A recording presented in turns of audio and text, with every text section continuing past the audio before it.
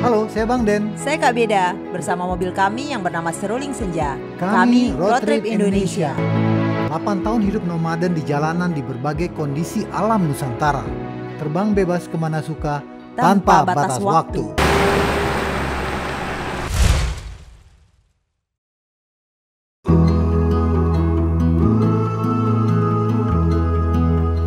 Sorry ya kawan-kawan kalau ada suara-suara yang aneh-aneh di belakang kita itu karena kita lagi di pinggir jalan sekarang. Jadi di video kali ini Bang Den sama Kak Beda itu mau menginformasikan tips untuk kalau kita tuh jalan jauh sampai ribuan kilometer tuh tipsnya apa aja sih gitu. Karena gini, Bang Den masih lihat beberapa teman kadang-kadang kalau jalan itu dia diforsir jalan ribuan kilometer dari pagi jalan sampai tengah malam. Akhirnya dia harus tidur 2 malam karena saking capeknya. Padahal kan logikanya gini, kalau kita jalan lebih cepat aja berhentinya, kita nggak perlu 2 malam istirahatnya. 1 malam aja istirahat, besok gas lagi. Itu lebih efisien dan tubuh kita juga akan tidak terlalu lelah karena tidak terforsir. Begitu ceritanya kawan-kawan. Bang Den mau disclaimer dulu, ini versi Road Trip Indonesia karena tiap orang punya perjalanan berbeda-beda, tujuannya berbeda-beda, stylenya berbeda-beda, dan konsepnya juga berbeda-beda.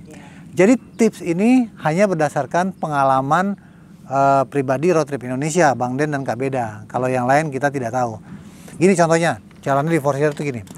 Dia berangkat pagi dia kejar tuh, dia mau sampai ke tujuannya yang harus sampainya tuh 3 hari. Dia kejar terus dari pagi, udah sore, udah capek, dia forsir lagi, tanggung dikit lagi. Akhirnya dia merapat di sebuah daerah atau di sebuah kota, kemudian dia istirahat.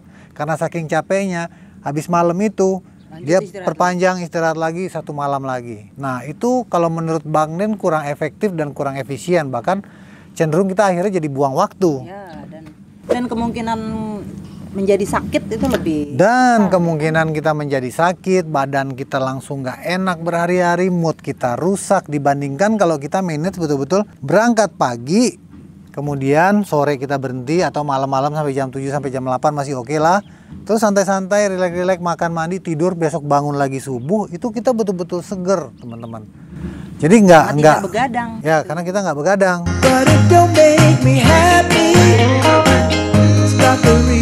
Jadi itu yang kita pernah lihat dari beberapa teman. Nah, karena itu Bang Den mau coba ceritain bagaimana pengalaman kami, Bang Den dan Kak Beda, Road Trip Indonesia itu kita bisa jalan puluhan ribu kilometer tanpa merasa capek, tanpa merasa lelah. Mungkin itu kali ya. Kenapa? Karena ada manajemennya dan ada disiplin-disiplinnya. Yang pertama itu memang harus hobi dulu sih. Kita untuk melakukan perjalanan jauh, apakah touring, itu yang pertama itu memang hobi itu wajib ya. Kalau kita nggak hobi, itu udah pasti kita akan merasa capek. Kan banyak juga orang yang bilang, ngapain sih nyetir jauh-jauh gitu, apa nggak capek gitu kan. Aku aja cuma nyetir 2 jam, 3 jam naik mobil ke sana rasanya badanku udah pegel-pegel semua gitu. Nah itu kalau memang kita tidak bisa menikmati, kita tidak hobi, itu nggak bisa dipaksakan juga. Tapi kalau kita sudah hobi, nah kita hobi nih, pengen gas, pengen jalan jauh, pengen jalan ribuan kilometer. Nah itu ada cara, ada polanya, ada teknik-teknik strateginya supaya kita bisa menjaga stamina kita tetap fit gitu, salah satunya. Karena banyak juga yang hobi tapi dia forsir, akhirnya kapok. Apalagi kalau bawa istri sama anak. Udah gitu istri sama anaknya tuh ngajaknya juga udah susah. Karena istri juga belum ngerti, nggak punya hobi. Pas diajak ternyata diforsir, akhirnya capek. Udah akhirnya kapok dan nggak mau jalan lagi. Nah gini caranya, kalau kita udah punya hobi kayak begitu, yang paling pertama setelah hobi itu apa sayang? Sehat jasmani rohani. Itu juga yang pertama itu kita pastikan sehat jasmani dan rohani. Kita jangan ada keluhan-keluhan atau gejala-gejala, kita punya sakit-sakit yang berat-berat, itu lebih baik kita periksakan dulu, cek dulu. Kalau punya dana ya general check up, periksa ke dokter, nah baru nanti lihat apakah kita bisa melakukan perjalanan jauh. Ini kita bicaranya perjalanan ribuan kilometer ya, bukan perjalanan ratusan kilometer. Ini yang ribuan yang mungkin bisa memakan waktu 2 minggu, sebulan, 2 bulan, 3 bulan dan lain sebagainya. Beda kalau kita touring, cuman waktu kita tuh cuman 2 minggu. Ya, untuk ngejar cuti, ngejar libur anak, itu ngejar libur kerjaan. Itu kadang-kadang bisa dimaklumi lah. teman-teman itu begadang-begadang, forsir-forsir, cuman itu tetap kalau kami sih nggak Terpaksa ya. rekomendasikan gitu kan. Kita memang harus manage itu. Beda dengan kami perjalanan yang tanpa batas waktu. Bang Den biasanya kalau sebelum melakukan perjalanan jauh ya itu pasti minimal main sepeda atau jalan pagi atau jogging atau apapun yang sifatnya itu kegiatan-kegiatan fisik dulu dan lihat nih keadaannya. Nanti begitu sudah fit baru kita gas, baru kita jalan supaya menghindari ada keluhan-keluhan atau sakit-sakit di jalan. Itu pun kadang-kadang tetap aja masih ada juga sih, ya kan? Kan dropnya tidak parah gitu. Ya, kayak begitu. Jadi sehat jasmani dan rohani. Rohani itu apa? Ya kita udah harus siap mental karena perjalanan itu kan kadang-kadang tidak semuanya mulus. Pasti ada kendala-kendalanya, ada masalah-masalah yang muncul, mungkin masalah kerusakan mobil atau apalah tantangan-tantangan yang sering kita hadapi di jalan itu. Ya kita sudah siap. Kita sudah siap mental kita. Misalnya kayak Bang Den sama Kak Beda tuh dulu awal-awal berangkat perjalanan panjang ini, bahkan kita sudah berpikir bahwa pasti nanti suatu saat kita akan mendapati masalah yang berat. Pasti suatu saat nanti kita akan mengalami yang namanya kehabisan uang. Pasti suatu saat nanti kita akan mengalami kerusakan-kerusakan mobil yang pada saat kita berangkat kita belum tahu bagaimana solusinya, tapi kita sudah siapkan dulu mentalnya. Terutama bagaimana kita selalu menyiapkan mental itu, maksudnya itu kita selalu berpikir positif aja gitu. Iya. Karena juga kalau terlalu banyak pertimbangan ya sebelum kita berangkat itu, nanti ini bagaimana, nanti itu bagaimana. Itu kalau terlalu banyak pertimbangan sih insya Allah nggak akan jadilah berangkat. Jadi kalau kita bilang tuh selalu siapkan mental, hadapi, tahu apa-apa yang akan kita hadapi di perjalanan, kemudian kita berangkat. Ya. Kalau hal-hal yang lain tuh nanti kita pikirkan di jalan aja. Betul. Karena kan di perjalanan tuh kita nggak pernah tahu apa yang kita akan hadapi kan. Tidak pernah tahu. Orang-orangnya aja orang yang baru-baru kita temui kan gitu. Ya. Mungkin dengan culture yang berbeda juga itu kan jadi. Betul. Jadi itu kita menghadapi tanda tanya besar. Jadi itu masalah maksudnya yang disiapkan kesiapan jasmani dan rohani. Mental bukan berarti gini ya. Ntar ini banyak juga nih yang salah nih. Mental tuh kita udah harus jadi orang pemberani dulu untuk bisa jadi petualang. Enggak. Bang Den bisa bilang kita ini dua orang penakut ya yang udah kita pernah sampaikan gitu. Jadi justru kita pengen jadi pemberani, makanya kita jalan. Tapi paling tidak kita sudah menyiapkan diri dulu gitu. Jadi teman-teman yang merasa dirinya, oh aku bukan pemberani. Aku bukan petualang. Ya ini perjalanan yang paling cocok buat kalian yang merasa bukan pemberani. Racun woi, racun. Oke, yang ketiga masuk ke Beda. Tiga, itu pilihan jenis mobil. Nah, yang ketiga pilihan jenis mobil. Ini juga teramat penting ya teman-teman ya, karena ada jenis-jenis mobil kalau untuk kita yang usianya sudah lebih senior gitu kan dibanding anak-anak muda yang daya tahan fisiknya masih kuat, pakai mobil apa aja bisa, itu nggak ada masalah. Bang Den juga dulu waktu masih unyu-unyu mobil apa aja bisa ke Sumatera. Pernah tahu nggak yang namanya mobil Kia Visto tuh yang kecil banget itu dibawa lintas Sumatera, gila nggak? Tapi mobil baru waktu itu. Nah jadi kalau buat anak-anak muda tuh banyak pilihan lah ya kendaraan yang bisa dipakai karena staminanya masih kuat. Tapi kalau buat yang sudah lebih memperhatikan tentang kenyamanan dan mungkin sudah berumur, itu memang pilihan kendaraan yang nyaman itu penting sekali. Kendaraan-kendaraan yang memang diperuntukkan untuk bisa jalan jauh itu penting karena kita berurusan dengan stamina dan daya tahan kita gitu. Jangan nanti kita nyetir 1 jam, 2 jam, tiba-tiba ini badan kita rasanya udah sakit-sakit, pinggang sakit, ya gitu. Gimana kita mau jalan ribuan kilometer, gimana kita mau berjalan berbulan-bulan gitu. Kalau kami kebetulan bukan mobil kami aja Ford Everest, tapi banyak mobil-mobil yang lain juga. Kalau mobil Ford Everest ini memang pilihannya tuh dia posisinya itu memang enak sekali kalau buat Bang Den ya nyetir. Ya Kak Beda juga nggak pernah ngeluh capek, itu udah berapa 8 tahun dia nggak pernah aduh badanku pegel sakit di mobil ini nggak pernah, walaupun kita udah jalan ribuan kilometer, puluhan ribuan kilometer. Jadi memang posisi dia itu posisi setir sama posisi joknya itu memang udah seimbang banget dan membuat postur tubuh kita ini bagus sekali dan tidak capek gitu. Pelajari aja dulu mobil-mobil apa dari pengalaman-pengalaman orang, dari review-review, mana mobil-mobil yang nyaman untuk perjalanan jauh. Tapi kembali juga kan, nyaman menurut mereka belum tentu nyaman menurut kita Ya, juga. Biasanya itu- kalau sudah kita mengenali mobil kita gitu ya, anggap saja sudah menyatu, nah itu yang bikin nyaman, mungkin gitu juga kan. Ya, itu berbeda-beda ya, berbeda-beda. Kami tidak akan bilang bahwa mobil kami lebih baik daripada mobil yang lain atau merek mobil kami adalah lebih baik dari merek mobil yang lain. Kita tidak bilang seperti itu, tapi kita bilang bahwa mana yang paling cocok dengan tubuh kita, mana yang paling cocok dengan usia kita. Kalau dari pengalaman kita dan pengalaman teman-teman kita yang keliling Indonesia itu beragam banget deh jenis mobilnya, bahkan yang keliling dunia.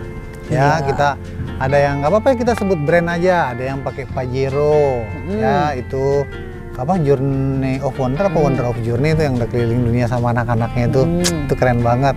Kalau Om Hoke dengan VX-nya Land Cruiser. Ada teman kita pakai VW Kombi tahun 76, itu mobil tua banget, bisa juga keliling. Kemudian ada yang pakai Wuling, ada yang pakai sedan Vios. Vios ya. Nah, Udah sampai Papua malah. sampai Papua itu pakai sedan Vios, ada yang pakai Foxy, ada yang Foxy. pakai Fortuner, pokoknya Macam-macam. tergantung lah kenyamanan kita masing-masing. Jadi Dan mungkin sama seperti kita juga kali, sebagian Betul. yang adanya cuma itu misalnya kayak kita kan. ya, Iya. karena kita dulu berangkatnya Ya adanya ini ya udah kita berangkat. kebetulan gitu. nyaman. Dan nyaman lah, ya nyaman lah 8 tahun udah ngikutin ini kita kayaknya seperti itu. Ritme. Nah ini yang paling penting nih, ini yang paling penting kalau buat kami ya, buat Bang Den dan Kak Beda, buat Road Trip Indonesia adalah masalah disiplin kapan kita mau start berangkat. Nah kalau kita tuh berpikir supaya kita hari ini jangkauannya cukup jauh dan mengingat juga stamina dan daya tahan tubuh kita, itu kita biasanya subuh kita udah bangun, kita udah persiapkan, selesai sarapan ya jam 6 kah, jam 7 paling lambat, biasanya kita sudah gas, kita udah berangkat tuh. Jadi itu yang kita jalan sampai sore. Karena lagian kalau kita start di pagi itu semangat tuh masih berbeda ya, jadi semangat yang kuatnya itu panjang dari pagi sampai paling nggak tengah hari yang udah agak lemes tuh kita bisa slow. Ya, gitu. sore kita udah langsung bisa merapat karena dan salah satu strateginya kita bisa berangkat pagi adalah semua barang itu sudah loading full semuanya satu hari sebelumnya. Jadi pagi itu kita betul-betul tinggal yang sedikit-sedikit lagi terus berangkat. Tapi kalau kita masih banyak yang belum kita loading barang ini belum pagi itu pasti kita akan molor-molor ya, nggak akan bisa berangkat setelah subuh, itu nggak mungkin karena itu dari pengalaman kita. Kita juga orang pagi ya kawan-kawan ya, kita tuh memang fitnya itu segernya itu kita pagi, itu kita bisa jalannya cukup jauh, kemudian kita bisa syuting-syuting. Mood masih bagus. Mood terus, juga ya. masih bagus dan udara segar. Kemudian kenapa kita bisa jalan puluhan ribu kilometer atau ribuan kilometer? Sama aja kayak orang kerja, sama aja kayak supir truk, sama aja kayak driver taksi. Kita kerja, orang kerja 8 jam, kami nyetir juga 8 jam. 8 jam kita sudah break, istirahat. Kita mau nanti sampai di kota mana, kadang-kadang kita pernah juga jam 3 siang kita sudah merapat di sebuah kota, kita Break lagi. ya kita cari tempat menginap, kemudian kita break, kita main-main di kota itu, terus makan malam, mandi, dah besok subuh kita udah gas lagi. Itu Bang Den terus terang kalau nyetir itu dari pagi terus sampai harus paksain sampai jam 8, lewat jam 8 jam 9 itu mood udah oleng lah kapalnya karena faktor umur juga kali ya. Jadi kita memang tidak ada begadang-begadangnya kawan-kawan. Itu kita betul-betul jaga. Karena kita biasanya jam 9, setengah 10, paling lambat jam 10 tuh kita udah tidur. Kalau hal-hal kayak gitu kita memang sangat disiplin dan hampir tidak ada kompromi ya. Makanya kadang-kadang kalau kita di portal oleh kawan-kawan, pasti kita akan bilang kita paling lambat jam 10 kita mohon izin, kita selesai, kita harus istirahat karena besok kita akan melanjutkan perjalanan. Tapi syukur alhamdulillah teman-teman komunitas yang portal kita semuanya sangat mengerti dan sangat mensupport kita kalau kita ngomong terus terang aja gitu. Karena gini, kalau hal itu tidak disiplin, itu Bang Den begadang misalnya, terus besok nyetir, itu moodnya bisa berantakannya berhari-hari. Udah badannya udah nggak enak, moodnya udah nggak enak, dan kita udah nggak bisa menikmati perjalanan lagi. Itu sih kendala-kendalanya kalau kita nggak disiplin. Tapi ada juga kawan-kawan yang bilang, wah lebih enak nyetirnya malam. Kalau malam itu sepi, nggak panas, motor nggak banyak, apa segala macam. Itu betul. Bang Den juga dulu waktu muda hobinya nyetirnya malam, gadang, itu enak ya. istilahnya kayak orang main video game gitu, lampu dari depan itu udah ada apa segala macam, tapi lama-lama akhirnya nggak kuat juga. Apalagi kalau perjalanan kita ini perjalanan lama ya. Itu kalau nyetir-nyetir malam itu dulu waktu zaman-zamannya pulang kampung dari Jakarta ke Payakumbuh, ya itu kan perjalanan cuman 35 jam. Paling-paling kalau kita plus nginep paling-paling jalan 1 hari 1 malam udah sampai itu udah istirahat. Nah, ini kita perjalanan panjang. Nggak selesai-selesai, ini udah 8 tahun, gimana kalau kita nggak disiplin coba? Iya. Pokoknya nomor 1 tuh tidur dan makan. Nah, itu maksudnya, itu adalah nomor 1 yang paling harus kita disiplin adalah tidur dan makan. Tidur itu kita tidak pernah kurang dari 6-7 jam. Kalau kita bisa ada kesempatan tidur 7-8 jam, ya itu kita tidur dulu baru kita bisa jalan.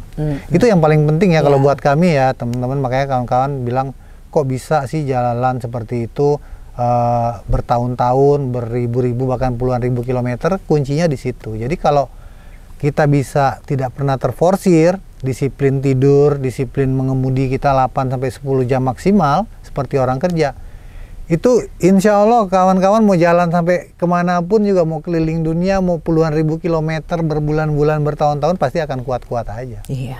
Paling nanti kalau ada waktunya kita ngedrop gitu kan, stamina kita mungkin karena makan kurang teratur atau faktor cuaca dan segala macam, itu biasanya kita langsung merapat dan itu kita bisa break 2 hari, 3 hari ya, kita istirahat total gitu dan kita rasakan begitu kita udah fit lagi baru kita lanjut jalan. Kalau kami juga salah satu disiplinnya adalah saat kapan kita harus berhenti, saat kapan kita harus break, sama juga kayak orang kerja teman-teman. Kalau orang kerja 3 jam itu ada break, coffee time istilahnya, kita juga kayak gitu. Berkendara itu kita nyetir maksimal 3 jam, kita pasti berhenti. Kita istirahatkan tubuh kita mau ngopi, kita mau jalan-jalan, kita mau foto-foto. Mesin mobil kita juga kita istirahatkan setelah 3 jam. Dia mematikan dulu mesinnya, jadi nggak terforsir. Apalagi mobil-mobil tua seperti kami ini, itu nggak bisa diforsir. Jadi memang itu juga hal yang sangat kita jaga dan disiplin selama ini. Per 3 jam stop dimanapun itu. Iya, supaya nggak kaku aliran darah kan, dan kita juga enak jadinya. Betul. Nah, salah satu tipsnya strategi kita untuk bisa berkendara jalan jauh-jauh sekali dan lama itu adalah kita jangan pernah fokusnya ke tujuan. Nah, di sini yang paling sering terjadi kesalahan tuh. Kita misalnya dari Jakarta mau ke Aceh, mau ke Sabang gitu kan. Itu udah kita pikir kapan kita mau nyampe nih. Pengen cepet sampai. Di situ bukan road trip. Road trip tidak seperti itu. Road trip itu oke, kita mau ke Sabang tapi kita pengen tahu nih di perjalanan tuh ada apa aja. Itu kaitannya dengan berhenti per 3 jam tadi. Kita udah nyetir 3 jam, kira-kira ada spot apa ya tempat kita mau istirahat gitu. Kalau spot-spot yang bagus, kita nikmati dulu gitu. Wah, kadang-kadang kita bisa berhentinya di kebun kelapa aja gitu, yang ini kayak padang rumputnya bagus gitu. Nggak harus tempat-tempat wisata. Atau kadang-kadang kita ada warung, pokoknya ada apa aja lah yang menarik perhatian kita di sepanjang jalan. Pada saat kita sudah mau harus break itu, yaudah, kita berhenti, kita nikmati dulu suasana di sana. Terserah nanti mau sampainya kapan, di Aceh atau di Sabang gitu. Itu kami ya, karena kami memang tidak punya tenggat waktu dan begitulah cara kita menikmatinya. Jadi kalau orang tanya apakah tidak bosan, apakah tidak capek, ya tidak. Yang penting strateginya itu betul dan tepat. Seruling senja kan juga harus diademin kan? Ya. Dinginin. Kalau Om Lodi bilang ya, orangnya istirahat, mobilnya juga butuh istirahat. Ya itu yang teman-teman harus garis bawahi, bahwa jangan fokus ke tujuan. Ini adalah road trip. Road trip itu adalah perjalanan bagaimana kita menikmati apa yang ada di jalan, apa yang kita lihat dan apa yang kita temui. Kalau fokus kita udah, waduh Sabang, 3.000 km, wah udah, itu belum berangkat juga kita udah ngedrop duluan. Udah capek. Capek, pengen cepet lagi sampai, aduh tanggung dikit lagi. Nah, hal-hal kayak gitu yang bikin kita tidak bisa enjoy dalam berkendara jarak jauh, terutama road trip atau overland ya, kawan-kawan ya. Nikmatin aja semuanya, nikmatin. Dulu juga Bang Den seperti itu ya, dulu sebelum road trip Indonesia. Dan Bang Den juga masih banyak lihat kawan-kawan yang seperti itu, kecuali kayak tadi kita bilang karena dia terbatas waktu dan lain sebagainya. Tapi kalau ini adalah versi road trip Indonesia. Nah, untuk menyiasati yang tadi kita berhenti 3 jam tidak fokus ke tujuan itu, salah satunya adalah di mobil kita harus lengkap. Ya, mobil kita tuh harus ada kompor portable, ada alat masak, ada alat makan, ada stok logistik, ada air mineral. Pokoknya pada saat kita mau berhenti di mana saja, apakah itu jam makan siang, apakah COVID time, itu kita tinggal merapat, semuanya udah ada. Kalau kami, stok cadangan logistik kami itu untuk 3 hari udah disiapkan oleh Kak Beda. Mulai dari snack-snack, mulai dari beras, telur, macam-macam lah pokoknya, tergantung Air kita apalagi. masing-masing ya. Kalau air itu pasti selain botol-botol kecil kita ada aqua galon. Mana tahu kita nyasar-nyasar kan, kadang-kadang suka belusukan. Nah, paling enggak kita bisa bertahan 3 hari lah. Kalau teman-teman kita tuh yang mobilnya super lengkap itu mereka bisa bertahan 2 minggu di hutan, bayangin. Asik. Itu asik Kalau kita kan banget. terbatas ya. Kalau kita terbatas. Pokoknya di stok aja ketika kita masuk suatu daerah yang kelihatannya stok makanan tuh lengkap ada, ya kita beli aja dulu gitu. Nanti baru lanjut ke next. Kalau seandainya nggak ada pun, walaupun jaraknya deket aja ke situ ketemu lagi ya nggak masalah toh gitu. Tapi kalau ada jarak panjang yang wah kebetulan nih karena udah stok nasi dan sebagainya, paling nggak sosis, telur tuh wajib. Kalau telur wajib, mie instan ya kan, pertolongan pertama kalau lapar. Mie instan, telur, air cukup, kopi teh itu kan sudah. Itu dulu sementara. Ya. Baru nanti dikenyangin kalau kita sudah ketemu warung makan. Nah, satu lagi juga kita perlengkapan tidur udah ada semua. Ya. Perlengkapan tidur, ada kasur, ada tenda, ada pokoknya kalau itu semua basic sudah ada di mobil kita. Nah, itu kita bisa berhenti di mana suka tanpa harus memikirkan, wah di mana nih nggak ada restoran, waduh nggak ada warung, waduh nggak ada apa. Ini warung berjalan, lengkap semuanya di dalam itu udah ada. Jadi kita bebas lah untuk berhenti di mana aja. Jadi itu salah satu strategi yang kita lakukan untuk perjalanan jauh ini. Nah, jangan lupa juga kawan-kawan ya, uang cash. Nah, kita pernah kejadian nih. Waktu itu kalau kita udah mau masuk ke daerah-daerah yang terpencil, udahlah hutan-hutan, jauh dari mana-mana, kami udah lupa ke ATM. Jadi kita betul-betul nggak ada stok cadangan uang cash, dan sementara kita waktu itu mau merapat ada penginapan gitu kan, nggak ada duit buat bayarnya. Kita harus cari tempat kayak apa namanya, ada briling itu ya, yang di warung-warung itu. Kita harus mundur jauh bahkan puluhan kilometer untuk cari uang cash, karena namanya penginapan di daerah juga dia nggak bisa gesek gitu. Nah yang gitu-gitu penting lah, nggak usah banyak-banyak tapi ada lah kita uang cash kalau di perjalanan jauh kayak begitu. Karena beda kalau di kota ya, kalau di kota kan kita mungkin dengan kartu debit dan kartu kredit itu bisa banyak masalah terselesaikan. Iya, tapi kalau di pelosok, iya mesin-mesin ATM lebih ada banyak iya. lah daripada di pelosok itu, aduh susah sekali. Kemudian BBM, kalau BBM itu kita kalau udah seperempat aja kosong gitu kan, kita kadang-kadang nggak nunggu setengah, karena ini kan solar ya, udah gitu banyak sekali kita selama di perjalanan itu kendala untuk mendapatkan solar di SPBU. Makanya kalau ada SPBU walaupun kita seperempat kita fullkan, kita lebih seneng seperti itu gitu. Idealnya sih kalau dulu ya, waktu semuanya itu masih lancar, nggak seperti sekarang sulitnya biosolar, antrinya panjang-panjang sekarang. Kalau dulu biasanya setengah, kita langsung cari SPBU, penuhin lagi. Setengah, SPBU, penuhin lagi. Dulu kita pernah bawa drigen ya, drigen solar, tapi sebetulnya kita tidak terlalu membutuhkan. Iya, betul. Tapi kalau sekarang kayaknya kita memang sudah membutuhkan ya. Karena kondisi biosolar itu sulit gitu. Walaupun maksud Bang Den itu adalah jarang sekali kita gunakan karena banyak. Ecerannya pun ada. Eceran, ketengan itu banyak. Ya. Kita di SPBU kosong, Ya, tapi di seberang banyak. SPBU tuh yang jual drigen-drigen. Sejauh ini aman lah ya, kita nggak pernah sampai yang kehabisan. Bang nggak tahu nih, sampai Kalimantan zero. kan kita belum itu ya Kalimantan kawan-kawan belum. ya. Dengar-dengar sih begitu juga sama. Antrinya panjang-panjang lah. Kita nggak tahu sampai kapan permasalahan-permasalahan ini bisa terselesaikan oleh. Aduh, nanti larinya ke situ lagi. Mau pemilu nih. Sutris. Udahlah, eman-eman. Kita mau yang asik-asik aja. Nah, kita juga yang jangan lupa ya. Oh, ini satu lagi yang menikmati. Kalau kita tuh kan perjalanannya biasanya sampai kita merapat nih, jalan jauh kita merapat di sebuah kota. Tiba-tiba kota itu kita merasa punya ada daya tarik gitu kan. Nah, itu kita bisa perpanjang di kota tersebut, kita main dulu, kita explore dulu sebelum kita melanjutkan perjalanan gitu. Jadi kalau kita lagi jalan tiba-tiba ada yang menarik, ya udah kita beberapa lama kita nggak tentukan gitu. kadang-kadang kita bisa berbulan-bulan ya, Zah, ya. Kita langsung cari kosan enak nih gitu. Ya kosan atau kadang-kadang kita difasilitasi rumah Iya. oleh penonton Road Trip Indonesia, rumahnya kayaknya rumahnya Rumah kosong, terus bebas terserah bebas, lengkap. gitu. Aduh, Udah kita itu kita explore. pasti bisa santai lama-lama, ngedit-ngedit karena nggak ada harus buru-buru kan. Tapi kalau kita misalnya nginep di penginapan itu pasti kita harus berhitung biaya-biayanya gitu.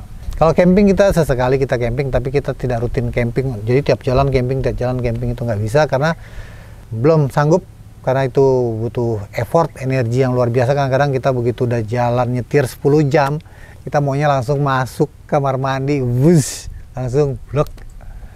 Kalau kita betul-betul hidup di mobil, di camper van, lengkap itu mungkin bisa ya. Kalau mobil kita kan mobil memang tidak disetting seperti selengkap itu. selengkap camper van yang banyak sudah dilihat kalian ya. Iya, betul. Jadi banyak sekali di situ yang kekurangannya, tapi ya beginilah adanya dari sejak berjalan ya, begitu konsepnya kan beda-beda.